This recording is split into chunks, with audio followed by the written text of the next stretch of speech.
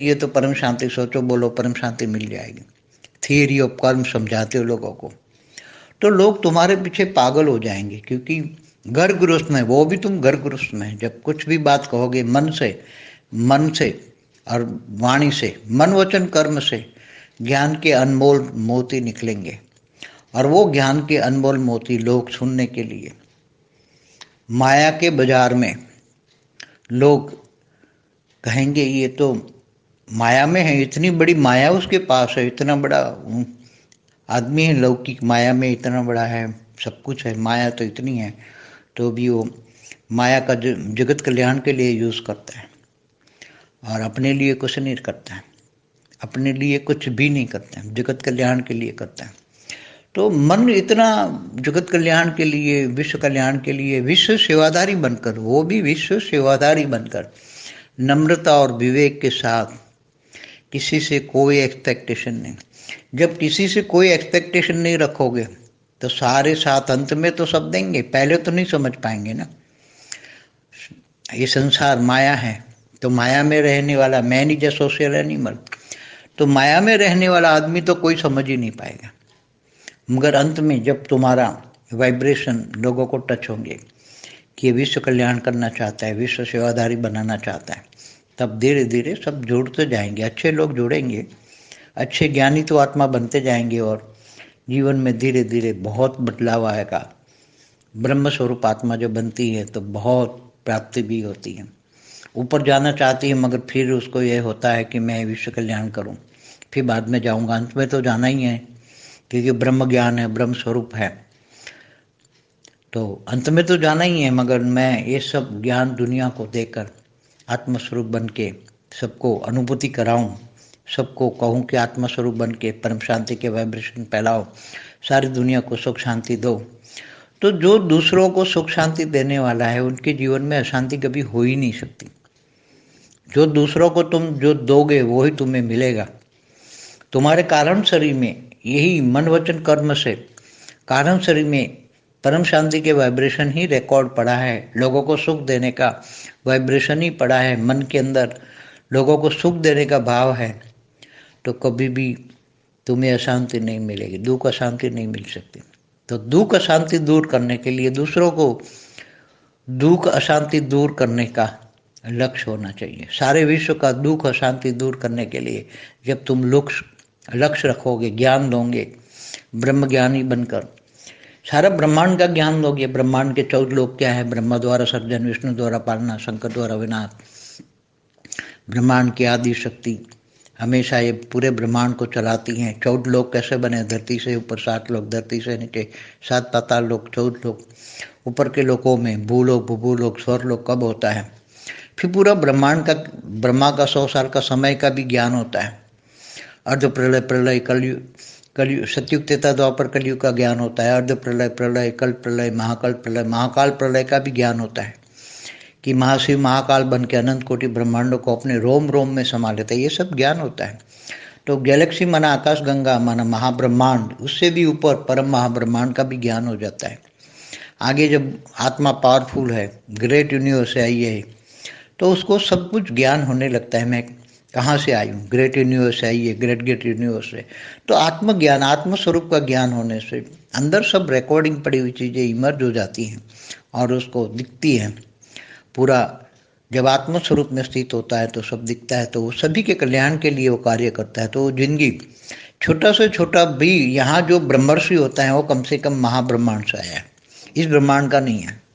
ये सब ज्ञान हो जाता है कि मैं इस ब्रह्मांड का नहीं हूँ, क्योंकि ब्रह्मा की औलाद नहीं हूँ, प्रजापिता ब्रह्मा की औलाद नहीं हूँ। प्रजापिता ब्रह्मा की औलाद तो 84 लाख जन्म मरण के चक्र में आती हैं। तो 84 लाख जन्म मरण के चक्र में आने वाली आत्माएं अगर फंस गई है तो वो उनको कहीं ना कहीं ब्रह्मर्षि पद भी मिलता है। ऐसा नहीं है कोई, अगर फंस गई है आत्मा दूसरे ब्रह्मांड से आई हुई, ब्रह्मर्षि हुई है, जो 7 तारे आसमान में दिखते हैं, वो 7 तारों से वहाँ हर मनवंतर में 7 ब्रह्मर्षि आते हैं और हर मनवंतर में 7 ब्रह्मर्षि बनकर धरती पर सबको ज्ञान सुनाते हैं।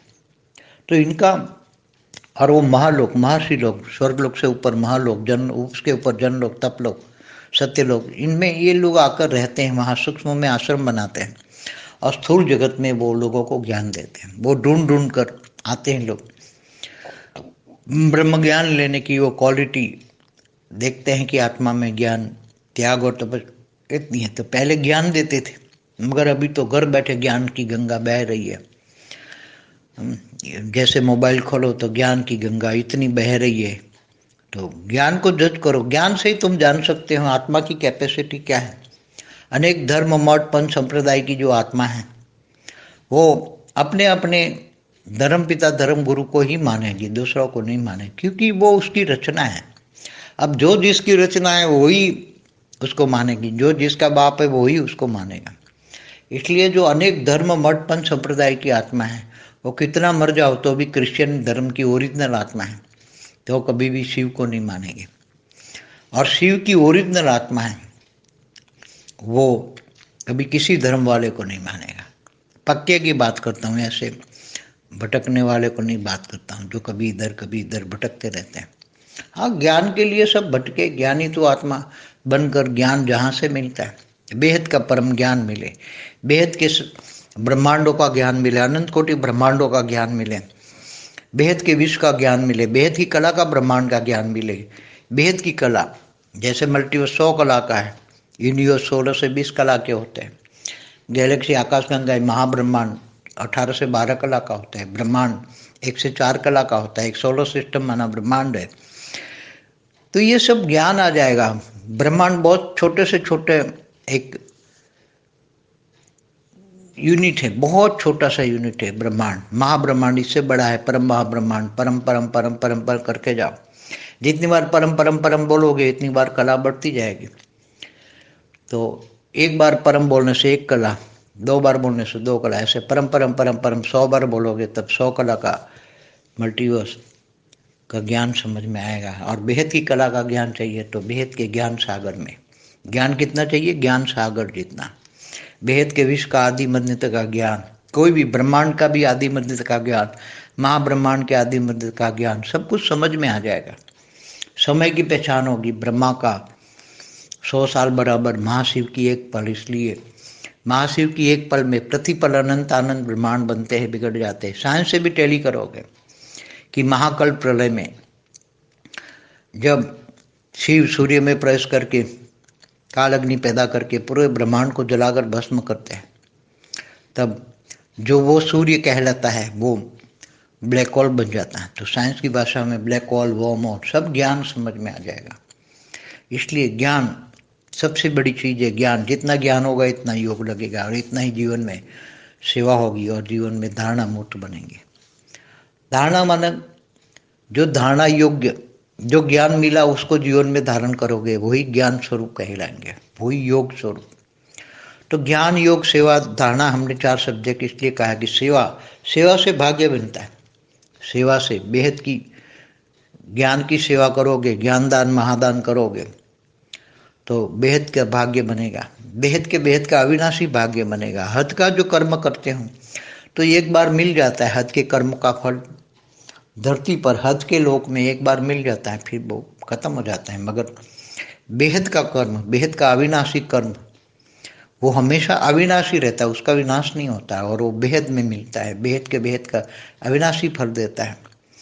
इसलिए हमेशा बेहद के कर्म करना चाहिए, बेहद की बुद्धि, बेहद का ज्ञान, बेहद का विवेक। लोगों को, सारे विश्व को एक समान, एक नज़र से देखने की आदत होनी चाहिए। न ऊंचा है नीचा है, सब एक समान है, सब दुखी हैं, दुख दर्द से परे हैं। सबको हमें परम सुख, परम शांति देने की एक लक्ष्य होनी चाहिए। सब पर दया करनी है, मगर वो दया नहीं जो भक्ति मार्ग वाली दया, नहीं तो दया तो में कहा जाएगी। मगर हमें परम सुख, परम शांति, आत्मस्वरूप में स्थित होकर परम शांति के वाइब्रेशन डालकर सबको परम सुख, परम शांति का अनुभव कराना है। तो तुम्हारा ओरा ही परम शांति से भर जाएगा, घर भी परम शांति से भर जाएगा, चारों ओर परम शांति होगी, दूर दूर तक परम शांति फैलेगी। तो जरूर ब्रह्म ज्ञानी को हमेशा ब्रह्म ज्ञान को, महाब्रह्म ज्ञान को, परम महाब्रह्म ज्ञान कहो, बेहद का परम ज्ञान कहो, तो ये धीरे धीरे आगे एक एक करके बढ़ता है। तो बेहद का परम ज्ञान अंत में समझ में आ जाता है, और बेहद का परम ज्ञान आने से बेहद के ज्ञानी, बेहद के योगी बन जाते हैं, तो बेहद की सेवा करते हैं और बेहद की धारणा आती है। तब अंत में ऊंचते ऊंच परमधाम में चली जाती है। ऐसी आत्माएं धरती पर फिर नहीं रहती, इसलिए ब्रह्म ज्ञानी बनना बहुत जरूरी है। బేహద్ పరం మహాశాంతి. బేహద్ ఆత్మిక పరివారమునకు, ఆత్మిక సోదరి సోదరులకు బాపూజీ దశరథ్ భాయ్ పటేల్ తెలుగు ఛానల్కు స్వాగతం. మనము నిన్న బ్రహ్మ జ్ఞానంతో కలిగే లాభాలేమిటి, అసలు బ్రహ్మ జ్ఞానం అంటే ఏంటో బాపూజీ చెప్తున్నటువంటి వీడియో ఫస్ట్ పార్ట్ విన్నాము. ఇప్పుడు రెండో పార్ట్ సంబంధించిన హిందీ వీడియో క్లిప్పింగ్ విన్నారు, దానికి తెలుగు అనువాదం.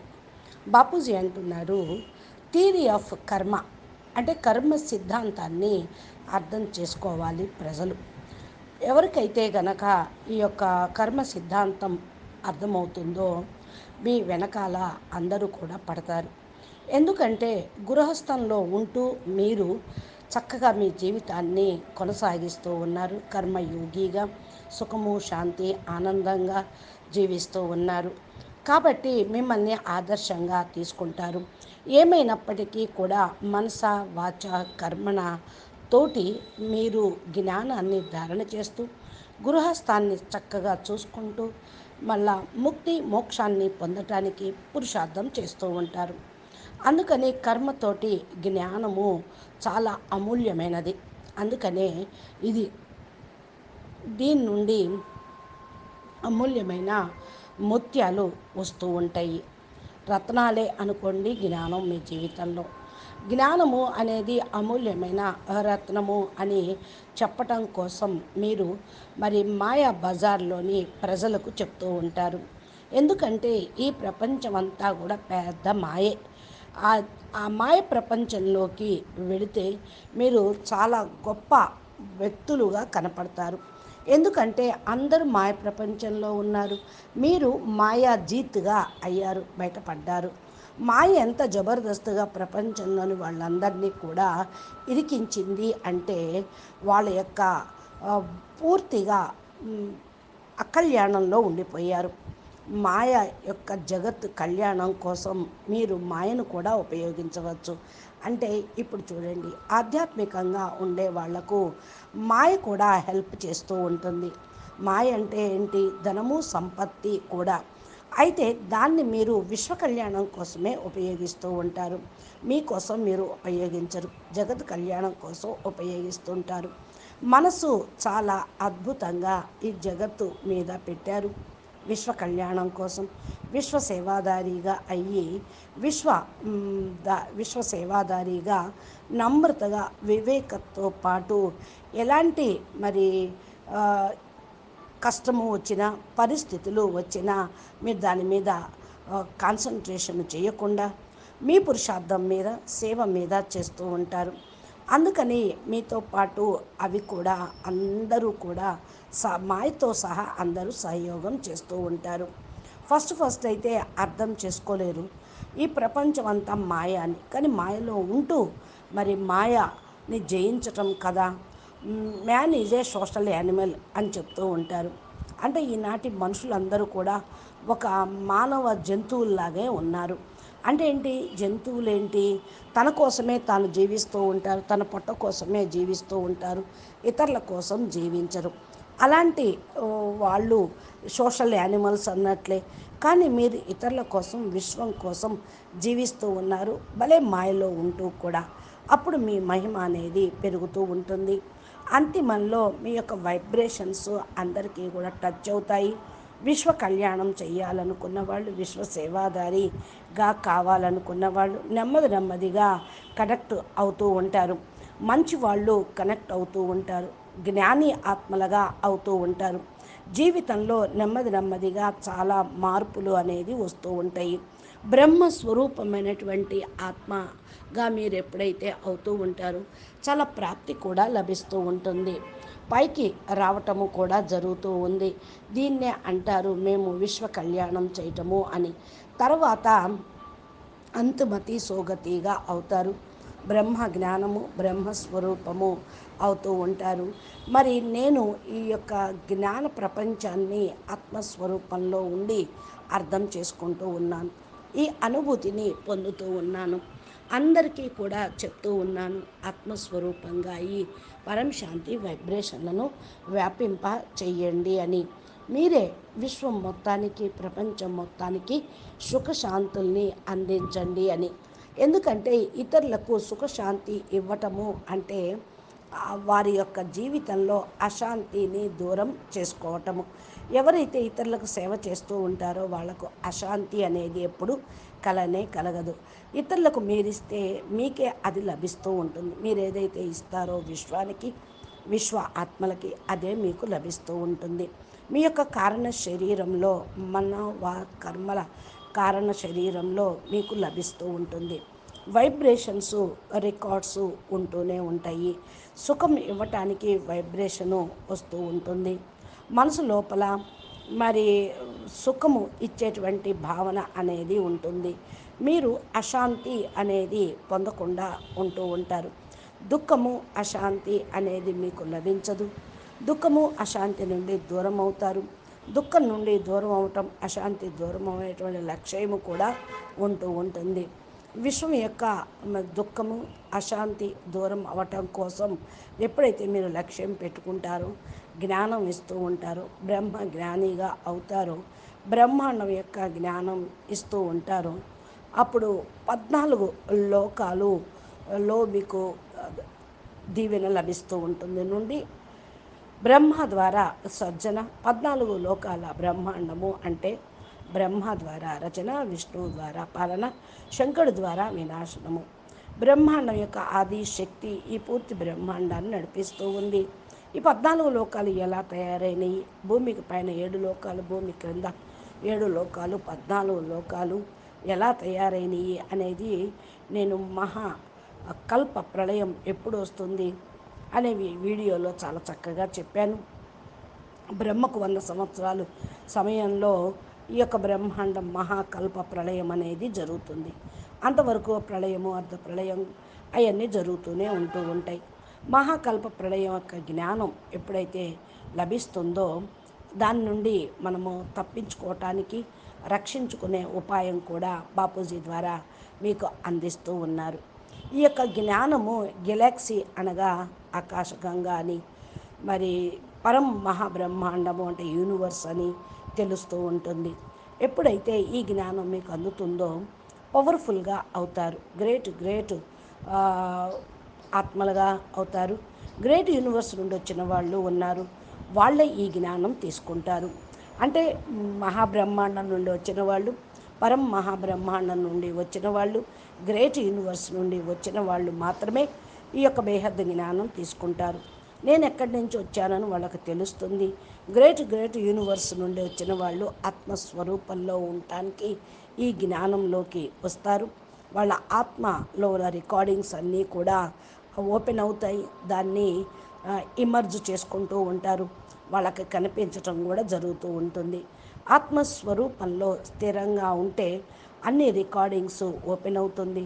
అందరి యొక్క కళ్యాణం కోసం వాళ్ళు కార్యం చేస్తూ ఉంటారు.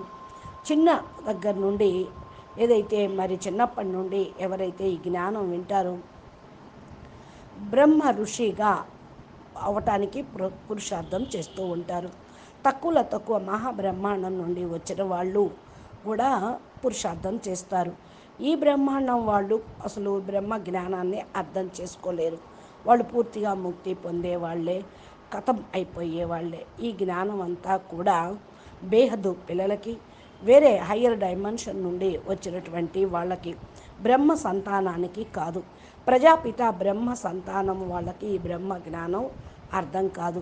ప్రజాపిత బ్రహ్మ యొక్క సంతానం 84 లక్షల యోనుల్లో జన్మ మరణ చక్రంలోకి వచ్చి అంతిమంలో ఖతం అవ్వటమే. ఎందుకంటే వాళ్ళు ఇరుక్కుపోతారు. ఈ బ్రహ్మాండం లయమైపోయినప్పుడు వాళ్ళు సమాప్తం అయిపోతారు.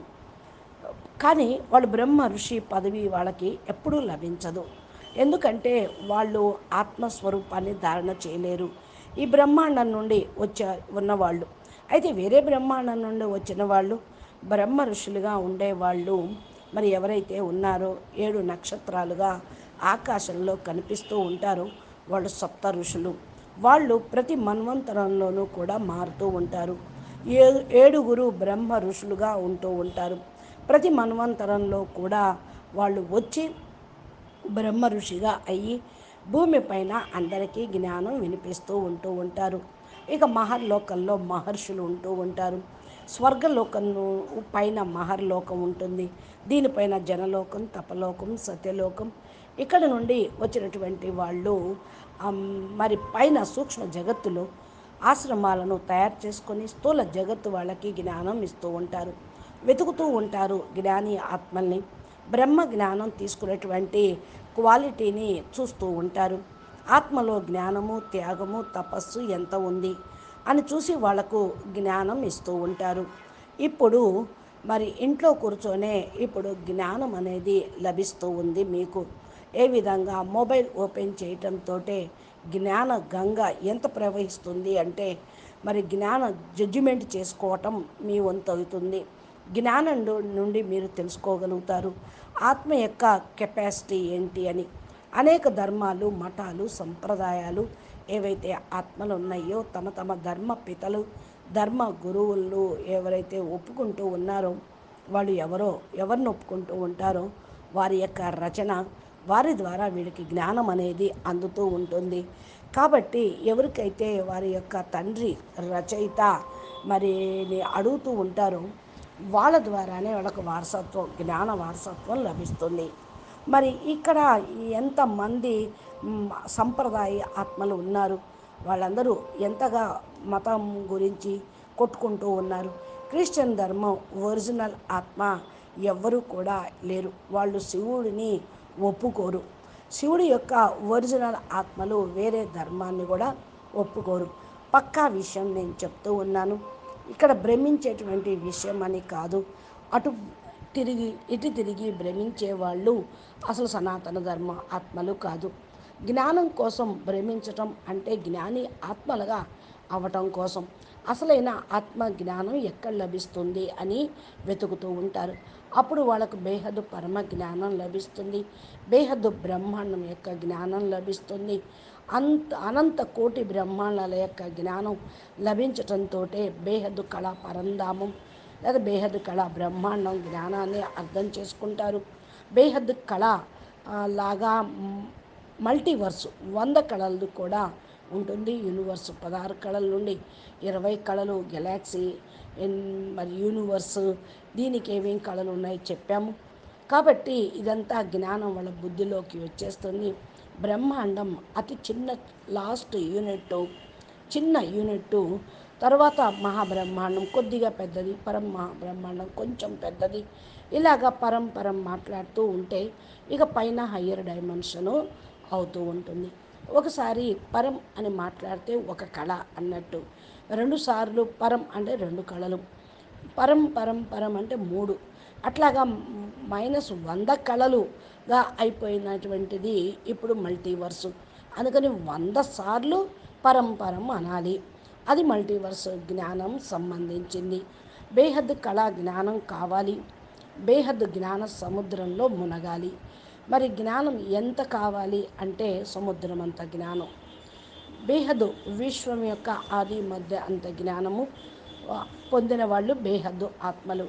ఏదైనా కానివ్వండి, బ్రహ్మాండం యొక్క ఆది మధ్య అంత జ్ఞానమైనా సరే, మరి మహాబ్రహ్మాండం యొక్క యూనివర్స్ యొక్క ఆది మధ్య అంత జ్ఞానం తెలుసుకుంటేనే వాళ్ళు ఎక్కడ వాళ్ళో వాళ్ళకు అర్థమవుతుంది. బ్రహ్మకు 100 సంవత్సరాలు అంటే మహాశివుడికి 1 సెకండు. ప్రతి సెకండు అనంత బ్రహ్మాండాలు తయారవుతూ ఉంటాయి, విలీనమవుతూ ఉంటాయి. సైన్స్ వాళ్ళతో మీరు టాలీ చేసుకొని చూడండి. వాళ్ళు మరి సూపర్ మాసివ్ బ్లాక్ హోల్ అని, గెలాక్సీలో అనేక బ్లాక్ హోల్స్ ఉన్నాయి అని చెప్తూ ఉన్నారు. ఎప్పుడైతే మహాకాల ప్రళయంలో శివుడు మహాకాలుడై సూర్యుడిలో ప్రవేశించి అనంత కోటి బ్రహ్మాండాలని భస్మం చేశాడు తగలబెట్టేసి. అందుకనే మహాసూర్యుడు అని అంటారు. దీన్ని సైన్స్ వాళ్ళు బ్లాక్ హోల్ అంటున్నారు. సైన్స్ భాషలో మరి ఉన్న మాటను కూడా అర్థం చేసుకోవాలి. అప్పుడే జ్ఞానం అనేది వస్తూ ఉంటుంది. జ్ఞానం అన్నిటికంటే గొప్ప వస్తువు. ఎంత జ్ఞానం ఉంటుందో అంత యోగం కుదురుతుంది. అంతగా జీవితంలో సేవ చేయగలుగుతూ ఉంటారు. జీవితం ధారణ మూర్తులుగా కాగలుగుతారు. ధారణ అంటే ధారణ యోగ్యంగా కావటం, జీవితంలో ధారణ చేయటము, జ్ఞాన స్వరూపులుగా అవ్వటము, యోగ స్వరూపులుగా అవ్వటము, జ్ఞానము, యోగము, ధారణ, సేవ, ఈ 4 సబ్జెక్ట్స్లో మరి పురుషార్థం చేస్తూ ఉంటే భాగ్యం తయారవుతుంది. బేహద్దు జ్ఞానం యొక్క సేవ చేయండి. జ్ఞానదానం మహాదానం అంటారు. బేహద్దు భాగ్యం తయారవుతుంది. బేహద్దుకే బేహద్దు ఇక్కడ అవినాశి భాగ్యము తయారు చేసుకోవాలి. హద్దులో కర్మ ఏం చేస్తున్నా ఒక్క ప్రాప్తి మాత్రమే లభిస్తుంది. హద్దులో కర్మల యొక్క ఫలితం నెక్స్ట్ జన్మకే, ఈ భూమి మీద వరకే, కానీ ఇక్కడే కథమైపోతూ ఉంటుంది. బేహద్దు కర్మ బేహద్దు ప్రాప్తిని, అవినాశి ప్రాప్తిని కలిగిస్తూ ఉంటుంది. ఈ యొక్క ప్రాప్తి ఎప్పటికీ వినాశనం కాదు, బేహద్దులోకి తీసుకొని వెళ్తూ ఉంటుంది. బేహద్దుకే బేహద్దు అవినాశి ఫలితాన్ని ఇస్తూ ఉంటుంది. బేహద్దు బుద్ధి, బేహద్దు జ్ఞానము, బేహద్దు వివేకము ప్రజల యొక్క స్థితిని విశ్వం మొత్తానికి మాలికలుగా తయారు చేస్తూ ఉంటుంది. దృష్టితోటే వాళ్ళకు ప్రాప్తి కూడా లభిస్తూ ఉంటుంది. ఎందుకంటే వీళ్ళు బేహద్దు పిల్లలు ఉన్నతంగానే ఉంటారు తప్ప నీచంగా ఎప్పటికీ కారు. అన్నీ గొప్పవాళ్ళు లేని వాళ్ళన్న తేడాలు కూడా వీళ్ళకు ఉండవు. ఈ అందరూ సమానంగా ఉంటారు. బాపూజీ అంటూ ఉన్నారు, అందరు ఇప్పుడు దుఃఖి అయిపోయారు. దుఃఖ దర్ద్ బాధలకు అతీతంగా అయితేనే పరమ సుఖం లభిస్తుంది. పరం శాంతి ఇవ్వాలనే లక్ష్యం కలిగి ఉంటారు. అందరిపైన బేహద్దు పిల్లలు దయ చూపిస్తూ ఉంటారు. దయ లేదనుకోండి భక్తి మార్గం వాళ్ళు అవుతారు. ఇది భక్తి మార్గం, దయ కాదు. కాబట్టి పరం శాంతి ఆత్మస్వరూపంలోనే స్థిరమయ్యి పరం శాంతిని పొందండి, అనుభవించండి. వైబ్రేషన్ను వ్యాపింపచేయండి. అందరికీ పరం సుఖం, పరం శాంతి అనుభవం చేయించండి. మీ యొక్క ఆరాలో కూడా పరం శాంతి నిండిపోతుంది. ఇంట్లో పరం శాంతి నిండిపోతుంది. నలువైపులా పరం శాంతి అవుతుంది. దూరం వరకు పరం శాంతి నిండుతూ ఉంటుంది. తప్పకుండా బ్రహ్మ జ్ఞాని సదా జ్ఞానంలో ఉంటారు. ఇక్కడ బ్రహ్మ జ్ఞాని, లేకపోతే మహాబ్రహ్మ జ్ఞాని అనండి, పరం బ్రహ్మ జ్ఞాని అనండి, బేహద్దు బ్రహ్మ జ్ఞాని అనండి. నెమ్మదిగా ముందుకు వెళ్ళే కొద్దీ బేహద్దు పరమ జ్ఞానము మరి అనంతంలోకి వెళ్ళిపోతూ ఉంటుంది. బేహద్దు పరమ జ్ఞానం రావటంతో బేహద్దు జ్ఞానిగా, బేహద్దు యోగిగా అయిపోతారు. బేహద్దు సేవ చేయగలుగుతారు. ధారణ ఉన్నతోన్నతమైన పరంధామానికి వెళ్ళిపోతారు. ఇలాంటి ఆత్మలు భూమిపైన మరలా తిరిగి రారు. అందుకని బ్రహ్మ జ్ఞాని అవ్వటము చాలా తప్పనిసరి. అచ్చా, పరం శాంతి. నమస్తే, ధన్యవాదాలు. బేహద్దుకే బేహద్దు పరం పరం పరం మహాశాంతి హై, మహాశాంతి హై, మహాశాంతి హై. బాపూజీ దశరథ్ భాయ్ పటేల్ తెలుగు ఛానల్లో బాపూజీ అద్భుతమైనటువంటి జ్ఞానంను చెప్పారు. మీరు మా ఛానల్ని సబ్స్క్రైబ్ చేస్తే, గంట సింబల్ని ప్రెస్ చేస్తే నోటిఫికేషన్ రూపంలో మీకు అందుతూ ఉంటాయి. అచ్చా, నమస్తే, పరం శాంతి.